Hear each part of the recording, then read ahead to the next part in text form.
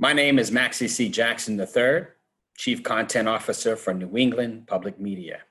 On behalf of NEPM and our presenting partners, the Nature Conservancy and the Springfield Museums, I'd like to welcome you all to this Watch and Learn virtual panel discussion around Episode 2 of The Age of Nature, Understanding. Starting tomorrow, October 14th, the series will be broadcast on NEPM TV, on Passport, and available for streaming. We are grateful to the Nature Conservancy and PBS for this important series and making it possible for us to offer this virtual event. A special thank you to our partners and panelists. It is now my pleasure to introduce Deb Markowitz, Director of the Nature Conservancy in Massachusetts. Thank you, Maxie. It's so good to be with all of you this evening as we dive into a panel discussion about the second episode in PBS's The Age of Nature. As you've seen in the preview, The Age of Nature, premiering tomorrow on NEPM TV, is a three-part PBS documentary series. It brings together inspirational contributors, rare archive material, and stunning imagery from around the world to give us a deeper understanding of nature and our place within it. It's narrated by Uma Thurman, and was produced by the Nature Conservancy and features Nature Conservancy scientists. I want to thank New England Public Media for hosting this conversation tonight and bringing us together. I also want to thank our other partners for this event, including the Springfield Museum, the U.S. Fish and Wildlife Service, and the Connecticut River Conservancy. We're so pleased that we're able to provide you with an advanced showing of this series. Tonight, we'll be taking some of the important points from the episode to see how those same findings apply locally, right here in New England. We'll be hearing from Andrew Fisk, the Executive Director of the Connecticut River Conservancy, and Alison Bowden, the Nature Conservancy's Director of Rivers, Coasts, and Oceans, right here in Massachusetts. After we hear from Andrew and Alison, we're going to dive into your questions. So please enter your questions in the Q&A box at the bottom of your screen. I really enjoyed watching The Age of Nature. Not only was it visually stunning, but it showed us how everything is connected. We're at a turning point in the history of the planet, and I was impressed by its message of optimism. Across the world, in TNC and without, people are studying ecosystems and looking for connections. This research will give us a deeper understanding of nature and ourselves so that we can move in a new direction. How we treat nature now will determine our future. Tonight, we're going to talk about how some of the concepts you saw in The Age of Nature touch down right in our background. In Massachusetts and Connecticut, we'll hear about the health of our local rivers, migratory fish, and the impact of dam removals, and show you how everything is connected. We'll look at some of the challenges we face to get it right, but also give you a few good stories so you can share my optimism. A new age is upon us, and a new opportunity to do right by nature once and for all, for the good of people and planet. That's what The Age of Nature is all about. Now, I want to briefly introduce our panelists. Andrew Fisk is the Executive Director of the Connecticut River Conservancy, an organization working to protect and restore New England's great river since 1952. Andrew formerly served as Director of the Land and Water Quality Bureau at the Maine Department of Environmental Protection. He has a Ph.D. in Environmental Sciences, as well as a Master's in City and Regional Planning from Rutgers University. He served as President of the Association of State and Interstate Water Pollution Control Agencies, and as Chair of the New England Interstate Water Pollution Control Commission. He's currently Chair of the Connecticut River Atlantic Salmon Commission. We'll also hear from Alison Bowden, an ecologist at the Nature Conservancy who builds collaborative solutions to environmental challenges grounded in science. Her work is focused on mainstreaming nature-based solutions to improve water quality and resilience to extreme weather, and crafting holistic approaches linking aquatic habitat and fisheries management.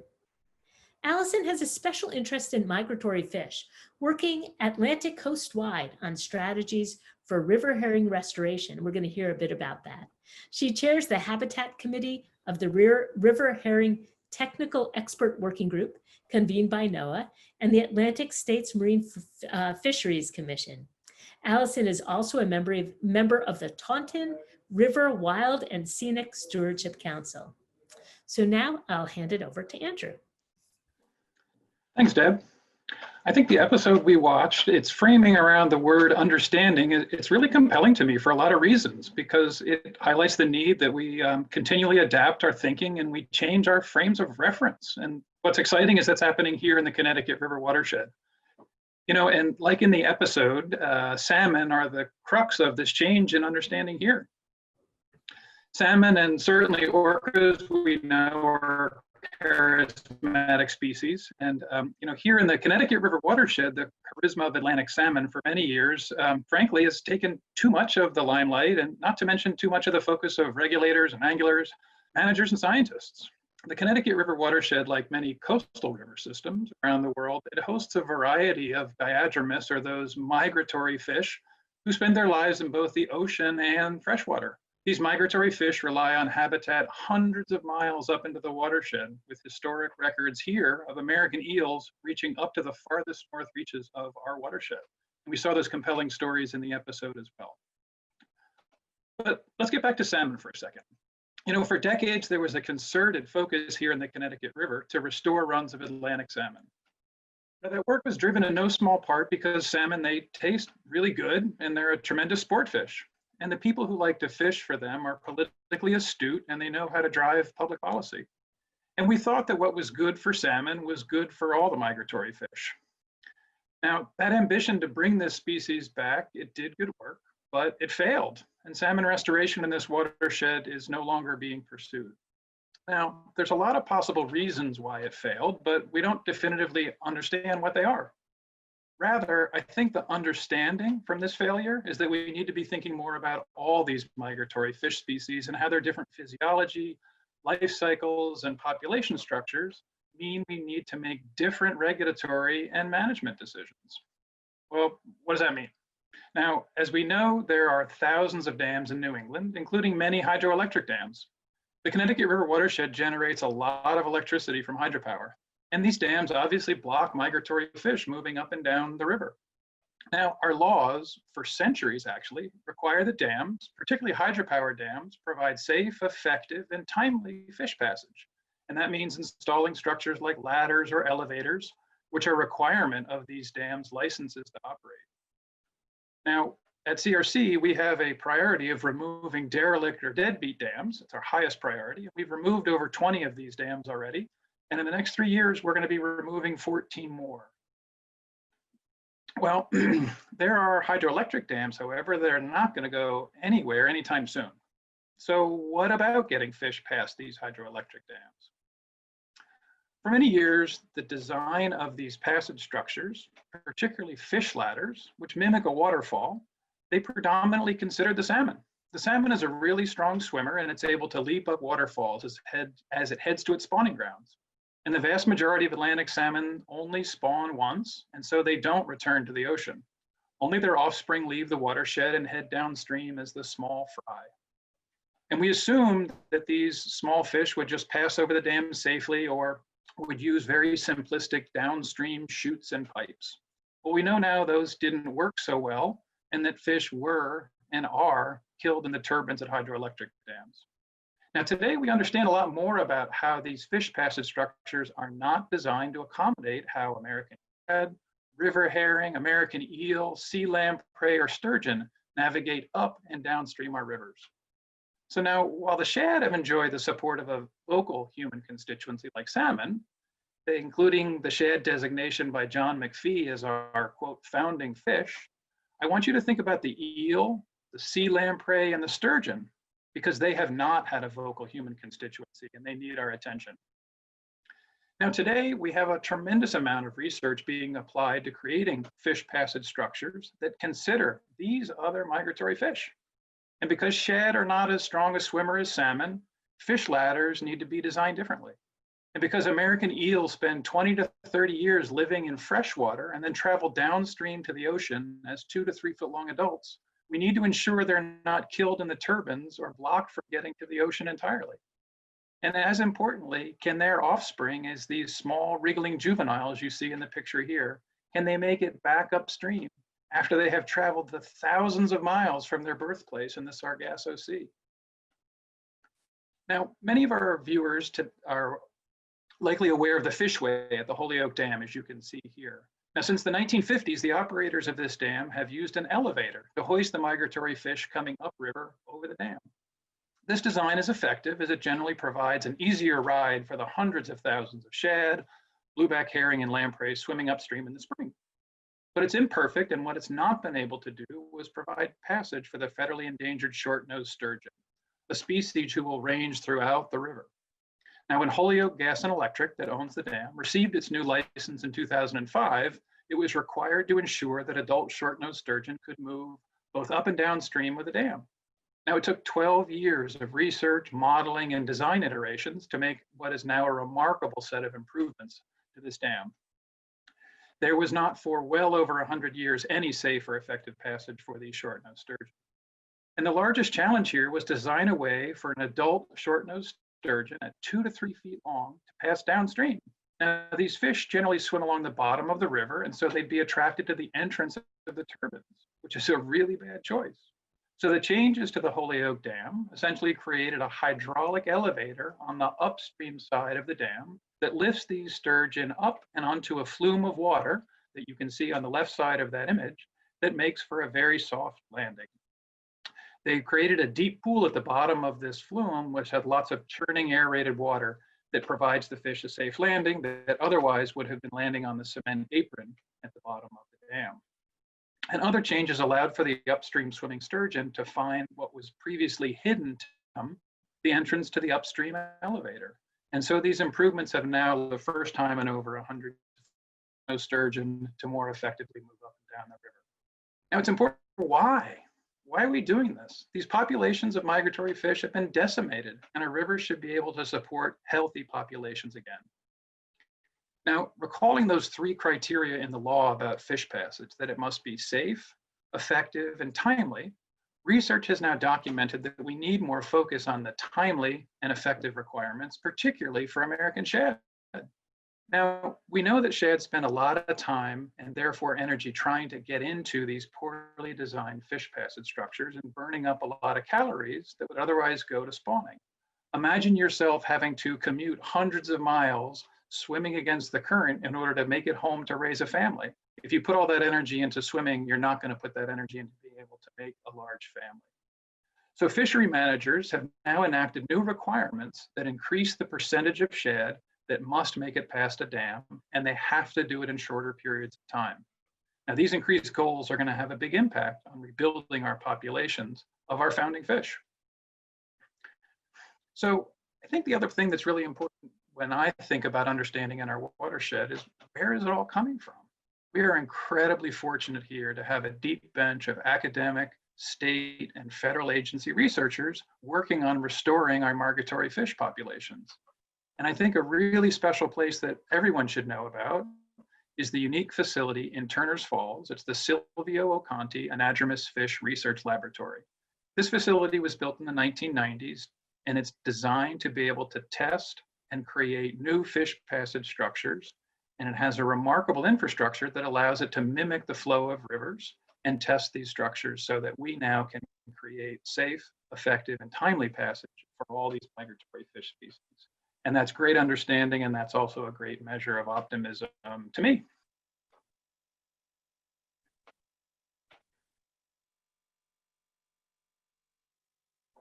So now we have Alison. Thank you, Deb. Good evening, everyone. I'm always excited to talk migratory fish and river health. Thanks so much to the folks at New England Public Media for providing this opportunity. I want to talk about how the Nature Conservancy is helping fish populations across New England and around the world. We know that all across the globe, rivers face major challenges. We've lost an average of 76% of the world's migratory freshwater fish between 1970 and 2016, my lifetime. A report by the World Fish Migration Foundation identified the root cause of this decline: loss and destruction of critical fish habitat. As we saw from Andy's comments, dams and other river barriers, which block fish from their mating and feeding habitat, really matters. Also, wetlands, which are essential to the health of rivers and many migratory fish, are disappearing 3 times faster than forests. Other key threats include overfishing and changes in water temperature from climate change. But the news is not all bad. We have some good news right here in New England. Just as we saw in the Age of Nature film, we've seen firsthand that when we restore habitat and remove dams, we can have a big impact on the recovery of fish populations. There's a great example right here in Massachusetts. Back in 1921, a Massachusetts state report declared the Mill River dead, at least as far as river herring were concerned. These fish had once spawned in the river in mind-boggling numbers. But because of pollution from manufacturing waste, remember this was long before the Clean Water Act, and because the river was blocked by dams, the report concluded that the fish were gone forever. This matters because both people and nature need river herring. Everything eats them. They're prey for important recreational and commercial species such as cod, haddock, and striped bass. And they're so important to our culture that we have festivals to celebrate their return in the spring. The good news is that river herring are having a comeback, particularly in the Taunton River watershed. This did not happen by accident. The Federal Clean Water Act helped Massachusetts clean up its waterways, and TNC and our partners spent more than a decade removing many of the dams that obstructed the river. In spring 2013, following removal of Hopewell Dam in Taunton, an underwater camera spotted the first alewife running up the river in over 200 years, one of roughly 1,000 river herring that would migrate upriver to spawn that year. After we removed 2 more dams and put in a fishway, we saw nearly 7,000 river herring running up the restored Mill River. And not just herring benefited. We saw gizzard shad, American eels, sea lamprey, and other species, including some otters and turtles and lots of other cool stuff. The impacts of restoration reached beyond the Mill River itself. American shad were found spawning in the Taunton River, the river into which the Mill River flows, and the return of river otters and seals that love to feed on the fish is making news. At the Nature Conservancy in Massachusetts, we're feeling pretty optimistic, as Deb said at the outset. The dam removals on the Mill River reconnected 30 miles of river and 560 acres of spawning habitat with the larger Taunton River system and Narragansett Bay. The fish coming back means our investment in river restoration is having a positive impact on fish recovery and the overall health of the watershed. The results seen in the Taunton River watershed are mirrored in other river systems across the state. Massachusetts saw its highest river herring returns in 3 decades in 2019, with 4 runs over 500,000 fish migrating to spawn. The Penobscot River in Maine, the second largest watershed in New England after the Connecticut, hosts the largest remaining run of Atlantic salmon in the United States. Historically, 75 to 100,000 Atlantic salmon return to that river to spawn. Since restoration and dam removals have increased access to over 2,000 miles of fish habitat, this year's run was the highest since 2011, with just over 1,000 fish. So we have a long way to go, but it's promising that there were 1.9 million river herring in the Penobscot this year. Historically, rivers from Newfoundland to Florida hosted billions of river herring every spring. Salmon and river herring are part of an ecological system that spans from headwaters to the open ocean, and they are critical a critical link in the coastal and ocean food web. We still have a lot to learn about the complex life cycle of river herring. To effectively bring back river herring, we cannot just look to river restoration. We also need to be sure that they're able to thrive once they make it to the ocean. In the Age of Nature film, they mention using genetics to trace the migration of the Chinook salmon that are so important to the orcas. Like 23andMe, using genetics, we can track the region where a particular fish was born, whether it came from a strong or an at-risk population. And knowing that, we can identify hotspots where fish from weaker runs are caught and work with fishermen to avoid them. Scientists and fishermen on the West Coast joined together to do this around 2005. Inspired and informed by that work to save salmon, in 2011, we joined with a number of partners, including fishermen, to better understand and reduce the accidental catch of river herring here on the East Coast. As a result of this partnership, in 2014, we were able to get catch caps established to help protect these important fish at sea. With better information about the behavior of the herring, fishermen can make small adjustments that can have a big impact. If ongoing sampling shows a boat catches too many river herring, say north of Block Island, all captains are told right away to avoid fishing there and shift to places where sampling showed cleaner hauls of the target species. The aim is to protect river herring and minimize the economic disruption to fishermen. New Englanders should be proud of their leadership in river and fisheries restoration. Still, there's so much we can do to create healthy river systems around the world. If you're looking for somewhere to begin helping, get inspired by visiting one of our spectacular fish migrations. You can also join the global movement through World Fish Migration Day, a series of events spanning 100 countries and uniting countless cultures in the effort to restore our planet's river health. This year, a 24-hour virtual event brought amazing talks from Maori leaders in New Zealand on their connection with longfin eel, the Nature Conservancy scientists in Mongolia working on Siberian taimen restoration, and the annual release of sea lamprey by the Yakama Nation in Washington State. On October 22nd, we're hosting 2 webinars celebrating fish migration across North America. We hope these opportunities will help inspire more people to support restoration of our vital rivers. After all, their health is our health, and the more of nature we can restore, the brighter the future for our planet. Thank you so much, Alison. That was really fabulous. And Andy, if you'd come back on as well, we're going to have a little conversation together. We've asked the audience for questions and in advance of today, and please, if you have a question, you can put it in the chat. There's a question and answer function. You can put it in there and I'll read it out. And let's see, is Andrew on? I have to have my, yes, there you are. I'm here. Great.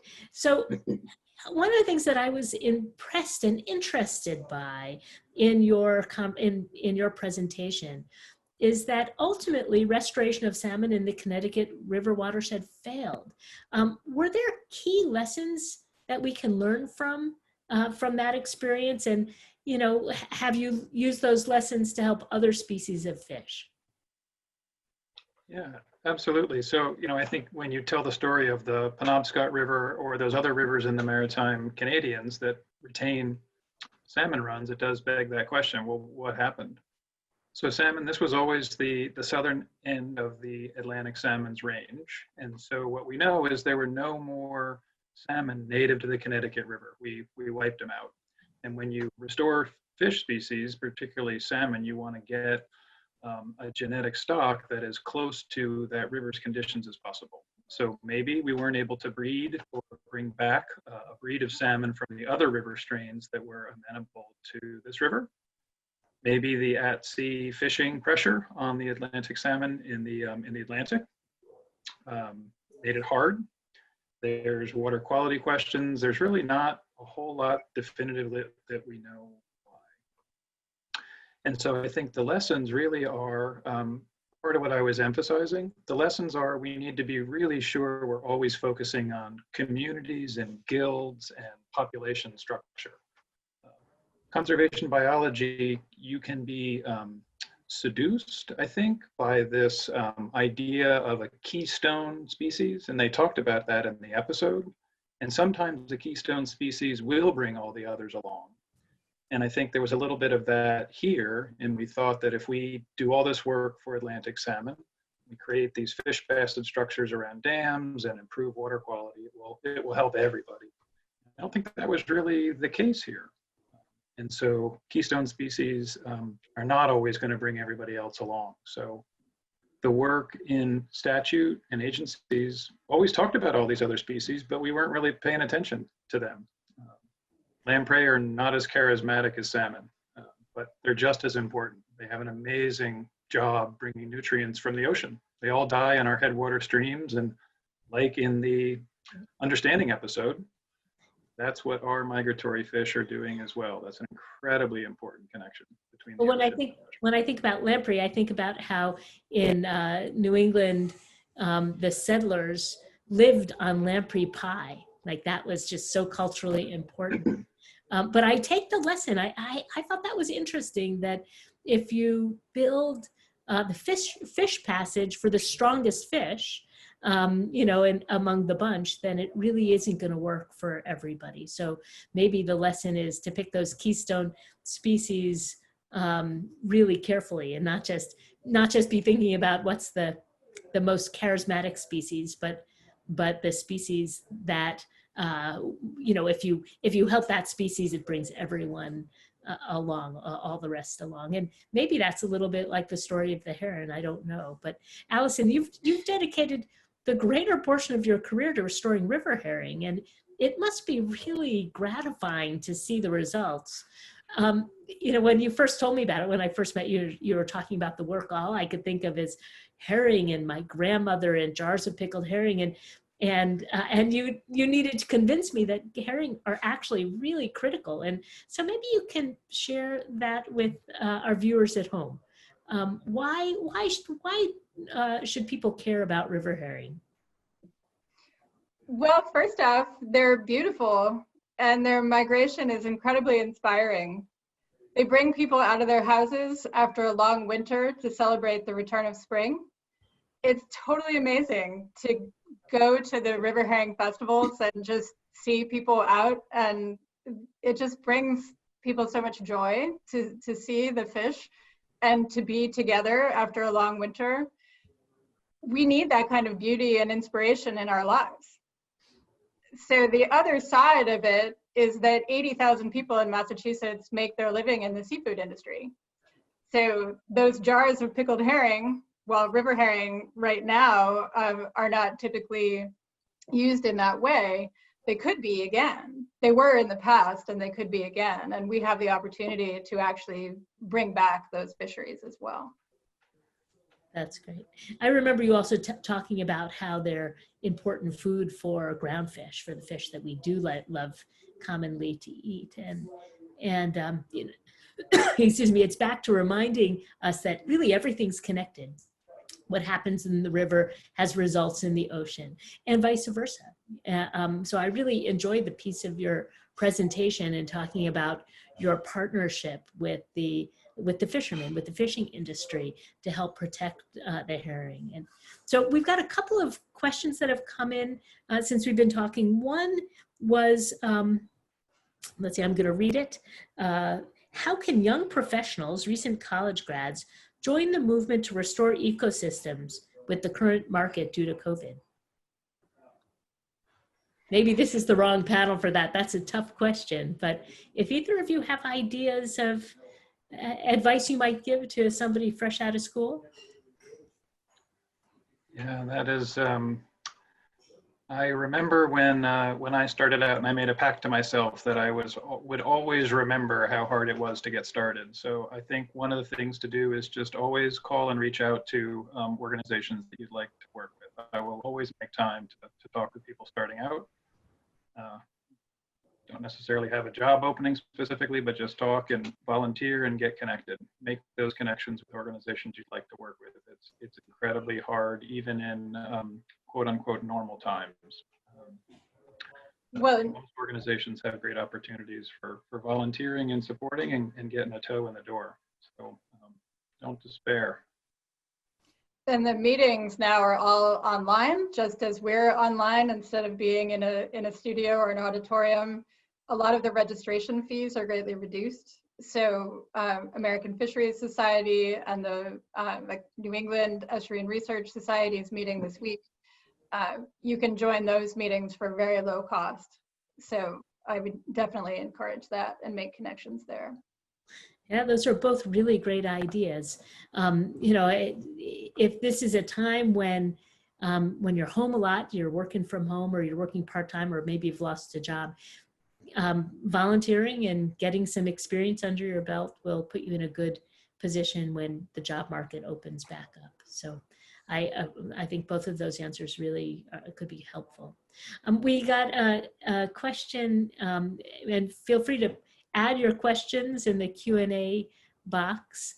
What is the connection between removing dams and risks from climate change, such as extreme precipitation that causes flooding? And what's Massachusetts doing about it? Maybe, Andy, do you want to answer that first? And Alison, I know we're doing a bunch of dam removals as well to talk about. Sure, we can tag team all of these.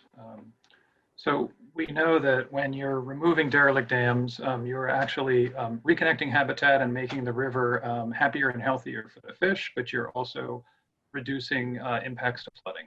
And so we've seen a number of instances where dam removals and then restoring stream banks and repairing the actual stream itself is going to prevent downstream impacts to human infrastructure. So dam removals do many things at once, including reducing flooding impacts, because we're going to see more of that, more intense rainfall and more floodings. Do you have anything to add to that, Alison? Yeah, so the story I told about the Mill River was actually, that story started with downtown Taunton being evacuated because Whittington Dam was threatened to fail. And now that that dam is gone, the risk of dam failure to the city is also gone. So the fish are coming back and the city is safer. And that joins about 60 dams have been removed in Massachusetts now. We have a fantastic partner in the Division of Ecological Restoration and really have made tremendous progress on it over the last 10 years, which is all the more important as we see the impacts of climate change really intensifying. Currently it's drought. Sorry.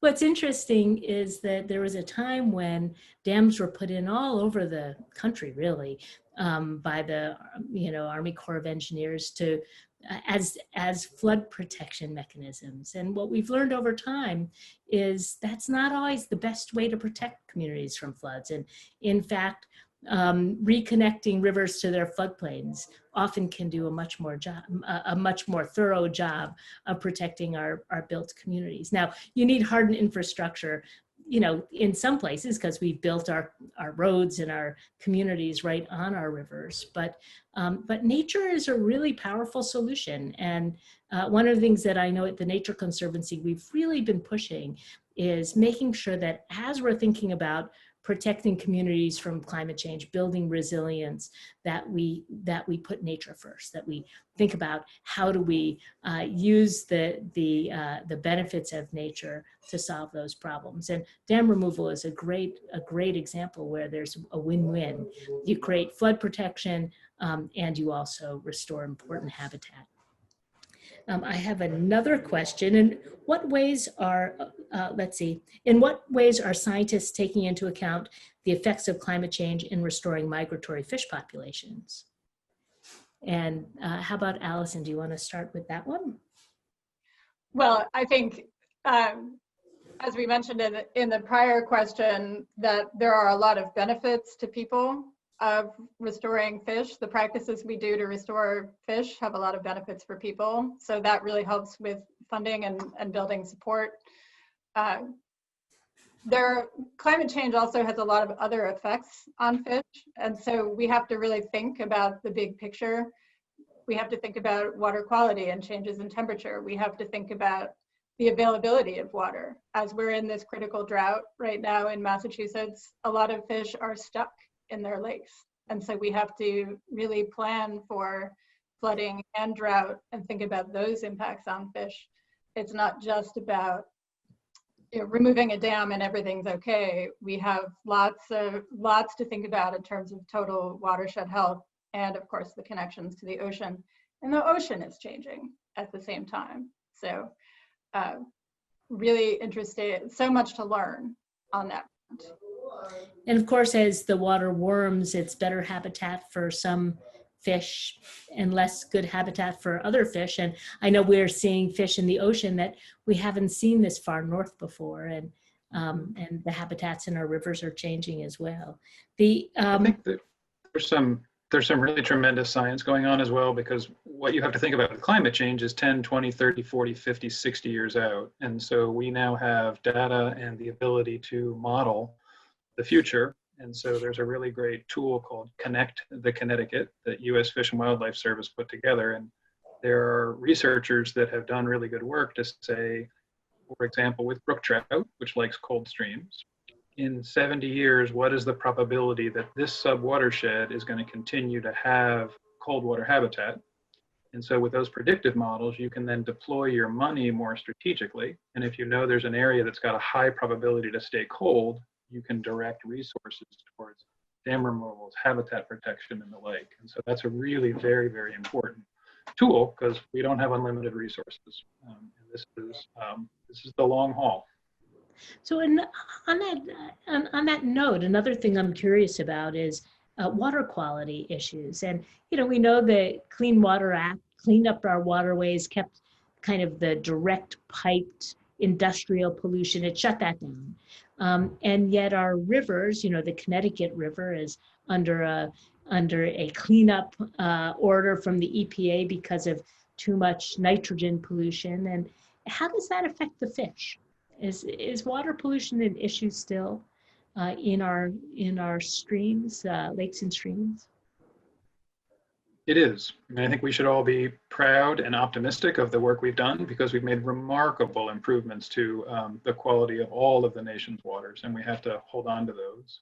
I think there's clearly localized challenges, and I think the biggest challenge, frankly, is too many nutrients. The Clean Water Act deferred work on nutrients for far too long, and that's the long-term catch-up. Understanding how many nutrients are okay in a freshwater and estuarine and coastal river systems, and we're still trying to figure that out. And that is more and more significant costs on the wastewater treatment plants. So we do have work to do, and you can see nutrient levels do impact the fecundity and health of certain species of fish. It's not just making the water slightly icky for swimming in, it just is not good for rearing happy and healthy fish. So for folks who are listening, nutrients are like nitrogen and phosphorus, and it's something that's naturally occurring, but when it's in too large a quantity, it really is a problem. And what happens is we bring phosphorus and nitrogen in for farming, and over decades and generations, it builds up in the soil. So when we have a big flooding event, it creates an erosion that brings those nutrients into our waterways. And of course, our wastewater treatment plants are also putting nutrients back into our waterways. And so that is a meaningful problem. Alison, I wonder if you could talk a little bit about how we're sharing lessons learned in Massachusetts with other parts of the world on removing dams and environmentally preferable hydropower operation. That's a question that's come in. Sure. So we have a tremendous network of scientists, and there's a global meeting that actually got its start in Massachusetts back in 2011, International Conference on River Connectivity, that was in Massachusetts in 2011, and it was in Australia in 2018. It was supposed to be in Portugal this spring. Of course, it was postponed. So Massachusetts has really been literally a global leader on these issues. We have lots of publications as well as those meetings and events like this. So it's really a great opportunity to share that information. Oh, that's great. So I have a question that maybe I'd like both of you to answer. What is your greatest hope for migratory fish in Massachusetts, and where do you hope we are over the next 40 years? That's a big question. So Andy, would you like to go first? Sure, and that actually is sort of an entree to what I wanted to leave people with. Perfect. I think that the key word in this episode was understanding. I think the other word that I think we should all hold on to is imagination. We're not going to succeed in any of our work and restore our environment or fight the climate crisis without it. Imagination has animated every single one of our greatest human endeavors. And I think, my hope for migratory fish, a small anecdote. If you look at the historical record, and academic researchers have, they've looked at the historic landings along the Atlantic coast of shad. And today our populations are nowhere near what they were 1 or 2 centuries ago. And so if you look at the Potomac River, it has historic records all the way back to the 18th century. And in the early 1800s, that river system, which is about the same size as ours, supported annual runs of 20 million American shad. Now, today in the Connecticut River, our management objective, our goal in the Connecticut River is 1.7 million. And that's the number of fish we see entering the river at Old Saybrook and Old Plum. And to me, that's a failure of imagination. And we understand what we need to do now, so let's imagine real ecological abundance and think about tens of millions of shad and their other migratory friends swimming upstream in the spring and downstream in the fall. Alison, you talked a little bit about the Penobscot. That is a remarkable inspiration. We had no idea of what abundance would come back when people imagined opening up hundreds of miles of the Penobscot River. That is so incredibly powerful. So we should always hold on to that word. Thank you. Alison, how about you? Well, I love that idea of imagining abundance. I think that that's just really inspiring. And to think about river herring and shad and other migratory species really as ambassadors for all the work that we can do to make our rivers healthier and the connections that they create between people and nature and how important that is to all of us. Well, that is great. I think that's a great note to end on tonight. I want to thank you all for joining us, and thank you to everyone who tuned in for your support for the Nature Conservancy. Your support is what makes all of this work possible. We'll be sending everyone a follow-up email over the coming days with links to the resources we talked about today and recording of the webinar. You can also find the full webinar schedule and other past recordings at nature.org/MA-webinars. Please follow the Nature Conservancy on social media at conserve_MA on Facebook and Instagram to keep up with our work and to get updates on upcoming virtual opportunities to connect with us. On October 22nd, join us as we celebrate World Fish Migration Day. You can see our full virtual event schedule and register at nature.org/MA-webinars. Thank you again for joining us and have a wonderful night. Thanks, Deb. Thank you. Good night, everybody. Good night, everybody.